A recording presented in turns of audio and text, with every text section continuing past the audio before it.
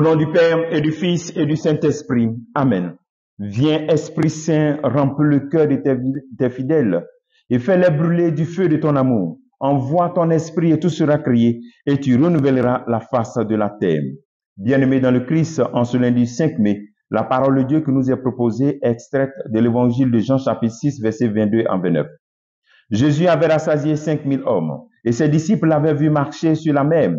Le lendemain, les foules restées sur l'autre rive se rendirent compte qu'il n'y avait eu là qu'une seule barque et que Jésus n'y était pas monté avec ses disciples qui étaient partis sans lui.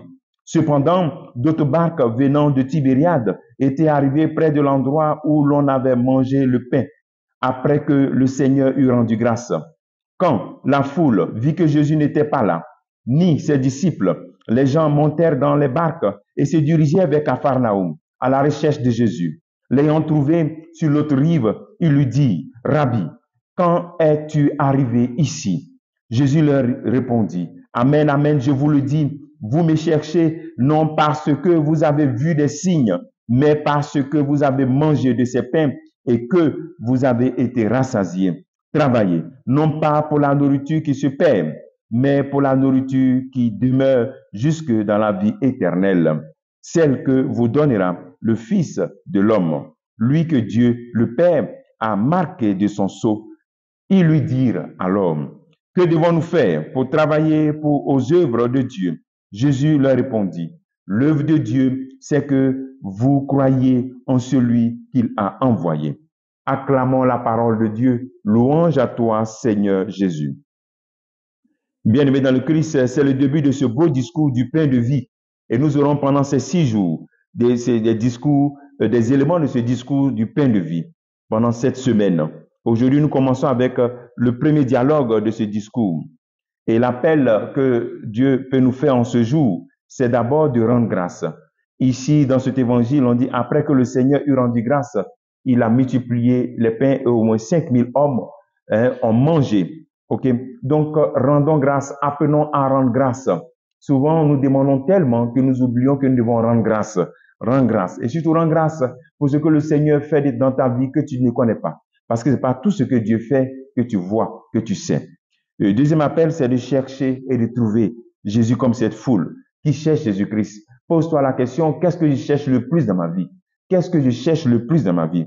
Ici, cette foule cherchait Jésus-Christ parce qu'ils avaient vu, ils avaient mangé, et ils ont vu un miracle. Mais toi, pourquoi cherches Jésus-Christ? Pourquoi es-tu chrétien?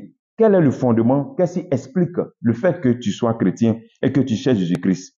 Jésus les invite donc à aller en profondeur, à comprendre qu'on ne doit pas le chercher à cause d'un miracle, ni à cause de la nourriture, mais découvrir qu'à travers le miracle, il faut aller en profondeur avec lui. Il faut trouver le sens des signes et l'appel que Dieu te fait à travers les événements de ta vie. Les signes, ce sont les miracles. Les miracles t'appellent à découvrir encore la grandeur de Dieu, à découvrir encore quelque chose, pour te poser la question, mais qu'est-ce que Dieu attend de moi à travers ce miracle? Qu'est-ce qu'il veut que je fasse pour lui? Voilà. À travers chaque miracle, il y a un appel que Dieu te fait. Voilà. Est-ce que tu crois que le Christ est ressuscité, qu'il est vivant? Il est vivant, oui. Maintenant, qu'est-ce que cela fait dans ta vie? Qu'est-ce que cela crée comme nouveauté dans ta vie? Ça, c'est un grand miracle que nous avons. En chaque Eucharistie, nous avons encore un grand miracle. Le pain devient le corps du Christ. Mais qu'est-ce que cela crée? Est-ce que cela t'appelle?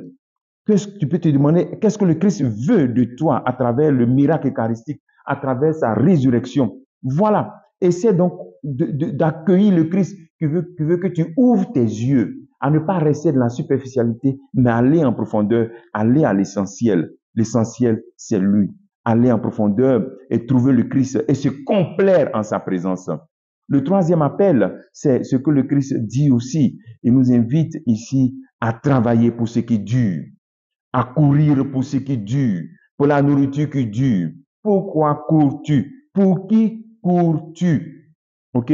Le Seigneur nous invite à rechercher ce qui dure, à travailler pour la nourriture qui dure. Cette nourriture qui dure, ce n'est rien d'autre que de la personne.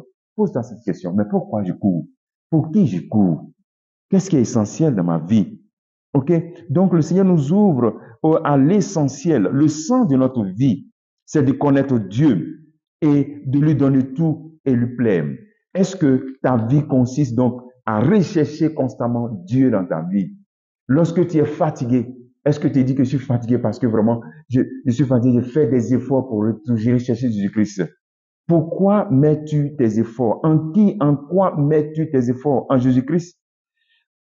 Le travail que tu peux faire en ce jour, c'est qu'est-ce que tu recherches le plus dans ta vie? Qu'est-ce que tu recherches le plus dans ta vie? Pose à cette question. Que Dieu te bénisse au nom du Père et du Fils et du Saint-Esprit. Amen.